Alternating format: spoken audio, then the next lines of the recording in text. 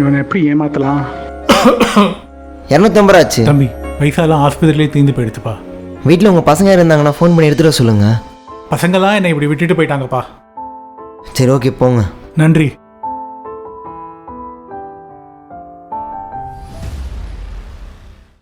Purse யாரோடது? ஒருவேளை அவரோட தான் இருக்குமோ? ஆமாம், அவரோட ஃபோட்டோ தான் போட்டிருக்கு.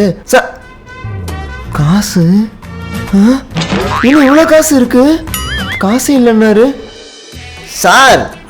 பணமே இல்லை. நீங்கள் உங்கள் பர்ஸு ஃபுல்லாக இவ்வளோ பணம் இருக்கு. பையனோட சேலரியை வித்ட்ரா பண்ணி வரேன் தம்பி. இப்போதான் பசங்களாம் போயிட்டாங்க. நீங்கள் விட்டு ஃபாரின் போயிட்டாங்கன்னு சொன்னேன். யோ இவ்வளோ பணத்தை வச்சுட்டு அப்புறம் அப்படி பேசுன?